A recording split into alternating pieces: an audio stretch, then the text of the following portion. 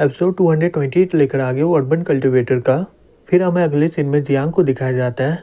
वो एक बेंच में बैठी होती है। तभी मेंग आकर बोलती है, हे तुम यहाँ पर इतने शांत होकर क्यों बैठी हुई हो?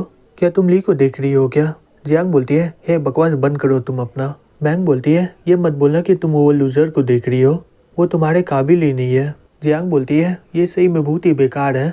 मेरी मॉम उसे प्यार करती है और वो बोलती है कि उसका देखभाल करना। वो सही में बहुत ही बड़ा बेवकूफ़ इंसान है।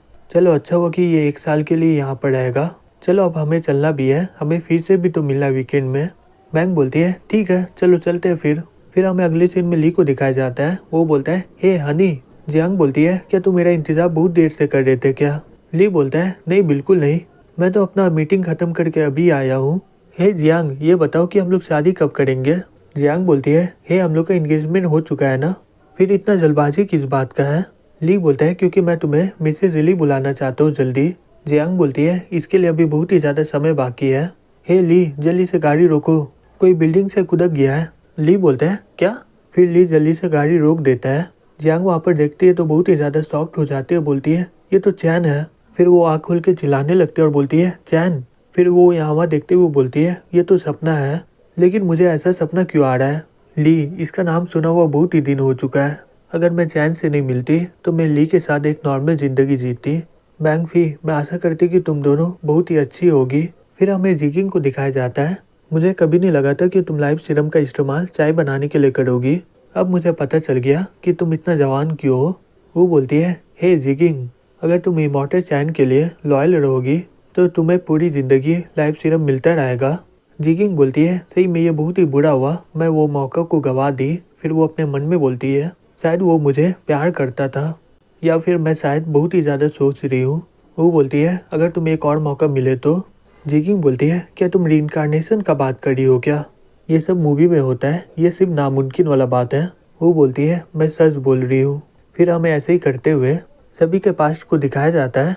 फिर हमें अगले सीन में चैन को दिखाया जाता है। वो पीते हुए बोलता है, मेरी मॉम अचानक से मर गई और क्वांग उस कमीने से शादी कर ली है। मेरे पास अब कुछ भी नहीं है तो जीने का क्या फ़ायदा है? मैं बहुत ही बड़ा फेलियर हूँ। अगर मुझे मौका मिलता मैं दोबारा से ज़िंदगी शुरू करता। फिर वो बिल्डिंग से कूद जाता है। तभी वो अचानक से आसमान में उड़ने लग जाता है। वो ये देखकर शॉक्ड हो जाता है और बोलता है, रुको, अब ये क्या है? फिर वो अचानक से आसमान में उड़ने लग जाता है। ये देखकर चैन चिल्लाते हुए बोलता है, कोई बचाओ मुझे। तभी एक आदमी बोलता है, हे तुम तो मरने वाले थे ना, फिर तुम अभी मदद क्यों मांग रहे हो? चैन बोलता है, तुम कौन हो? मैं कहाँ पर हूँ? क्या मैं मर गया हूँ क्या? तुम मुझे कहाँ पर ले जा रहे हो? धत तेरी की, क्या तुम ग्रीन रीपर हो क्या? वो आदमी बोलता है, सही में तुम तो बहुत ही पकाते हो। फिर वो उसे वहाँ से फेंक देता है। फिर कुछ देर के बाद वो अपने आंखें खोल के देखता है, वो यूनिवर्स में होता है। फिर वो यहाँ वहाँ देखते हुए बोलता है, क्या? मरने के बाद तो ये दुनिया सही में बहुत ही बढ़िया है। मुझे नहीं पता था कि मरने के बाद इंसान तारा बन जाता है। तभी चैन वो आदमी को देखता है और बोलता है, ओह सर, क्या आप एक बार में 2 इंसान को ले जा रहे हो? आपका शुक्रिया इतना मेहनत करने के लिए। क्या ग्रीन रीपर लोग ऐसा कपड़ा पहनता है क्या? वो आदमी बोलता है, जितना मैं सोचा था तुम मुझसे जल्दी उठ गए हो। चैन बोलता है, ये तो मेरा आदत है। क्या आप मुझे नर्क में ले जा रहे हो क्या? मुझे वहाँ पर ज़्यादा तकलीफ तो नहीं ना होगा? वो आदमी बोलता है, पहला बात यह है कि तुम मरे नहीं हो और मैं तुम्हें नर्क में नहीं ले जा रहा हूँ। चैन बोलता है, क्या मैं मरा नहीं हूँ? मैं तो बिल्डिंग से कूद गया था ना। हाँ आप तो सही बोल रहे हो, मेरा दिल तो धड़क रही है। फिर वो चिल्लाते हुए बोलता है, धत तेरी की, कोई मेरी मदद करो, मैं सांस ही नहीं ले पा रहा हूँ। मैं तो स्पेस में हूँ, यहाँ पर तो कोई ऑक्सीजन नहीं है, मैं मर जाऊँगा। तभी वो आदमी उसे मारते हुए बोलता है, हे चुप हो जाओ कमीने कहीं के। अगर तुम्हारे अंदर वो चाइल्ड का ऑरा नहीं होता तो मैं तुम्हें अपने साथ कभी नहीं लाता, और मैं तुम्हें जहाँ पर ले जा रहा हूँ वो नर्क से कम नहीं है। फिर वो उसे एक अलग दुनिया में फेंक देता है और बोलता है, मैं तुम्हें अपना नेदरवर्ल्ड की दुनिया में छोड़ दे रहा हूँ। अब ये तुम्हारे ऊपर है, तुम जिंदा रह पाओगे कि नहीं। यह जेनो फाउंडेशन का 36 स्ट्रोक है, इसे सीखो या फिर नहीं सीखो, ये तुम्हारा मर्जी है। चैन बोलता है, ओह 36 स्ट्रोक। फिर वो आँख बंद करके फोकस करने लग जाता है। फिर वो चिल्लाते हुए बोलता है, धत तेरी की, मुझे बहुत ही दर्द हो रहा है, ऐसा लग रहा है कि मेरा माथा फट जाएगा। तभी वो आदमी वहाँ पर पहुँच जाता है और बोलता है, तुम इसे हैंडल नहीं कर पा रहे हो, सही में तुम बहुत ही बेकार हो। चैन बोलता है, ओ तुम वापस आ गए, प्लीज़ मेरी मदद करो। फिर वो नीचे में जाकर गिर जाता है और बोलता है, मेरा सब कुछ में दर्द हो रहा है, क्या मैं मर गया हूँ क्या? अब पता नहीं मैं कहाँ पर हूँ। फिर वो पीछे मुड़ के देखते हैं, वहाँ पर बहुत ही बड़ा मॉन्स्टर होता है। फिर वो डर के मारे 36 स्ट्रोक का हमला कर देता है उस पर।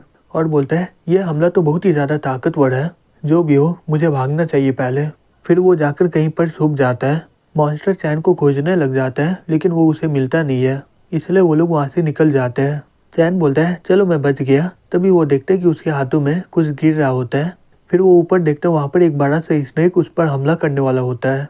फिर चैन जल्दी से उस पर हमला कर देता है और ऐसे ही करते करते वो बहुत सारे मॉन्स्टरों को मार डालता है। फिर कुछ देर के बाद वो एक गुफा में पहुंच जाता है और बोलता है अगर मैं यहाँ पर रहूँगा तो मुझे कोई खतरा नहीं होगा, रुको। फिर वो अपने आसपास देखते हुए बोलता है चलो अच्छा हो कि यहाँ पर कोई बियर नहीं है जो मुझ पर हमला करे। मैं वो बिल्डिंग से कूद गया था लेकिन मुझे एक भगवान बचा लिया और वो मुझे यहाँ पर ले आया है। और वो चाइल्ड फेट के बारे में क्या बोल रहा था, उसके बातों से ऐसा लग रहा था कि वो मेरा परवाह करता है। और वो साथ ही साथ जेनू फाउंडेशन भी दे दिया मुझे। फिर वो जेनू फाउंडेशन को खोलकर पढ़ने लग जाता है। फिर वो कुछ देर के बाद बोलता है धत तेरी की, मेरा माथा में बहुत ही ज़्यादा दर्द हो रहा है, फिर से लगता है कि मुझे अब रुकना चाहिए। याद आया मैंने स्काई टर्निंग हैमर का इस्तेमाल किया था पहले, ये 36 स्ट्रोक सही में बहुत ही काम का लग रहा है। अगर मैं सभी को मास्टर कर लूँगा तो मैं आराम से बच पाऊँगा, लेकिन मुझे बहुत ही ज़्यादा भूख लगा है। ट्रेनिंग करने से पहले मुझे कुछ खा लेना चाहिए। फिर वो बाहर में जाते हुए बोलता है मुझे यहाँ पर कोई भी मीट नहीं मिलने वाला है, तो मुझे खाने के लिए फल का इस्तेमाल करना होगा। ये तो फल लग रहा है और ये तो मशरूम है, मुझे नहीं लगता कि ये सही रहेगा, ये फल भी पॉइजनस हो सकता है। मशरूम दिखने में बहुत ही ज़्यादा नॉर्मल लग रहा है, तो इसका मतलब ये जहरीला हो सकता है।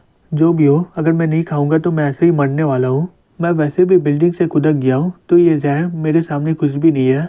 फिर वो सेब को खाने लग जाता है। कुछ देर के बाद वो चिल्लाते हुए बोलता है धत तेरी की, ये सही में जहरीला निकला, मुझे बहुत ही ज़्यादा दर्द हो रहा है। फिर वो वहीं पर बेहोश हो जाता है। फिर हमें कुछ देर के बाद चैन दिखाया जाता है। वो उठ जाता है और बोलता है ऐसा लग रहा है कि मैं कुछ दिनों से ऐसे ही बेहोश होते जा रहा हूँ, मेरा बॉडी पहले से बहुत ही ज़्यादा हल्का लग रहा है।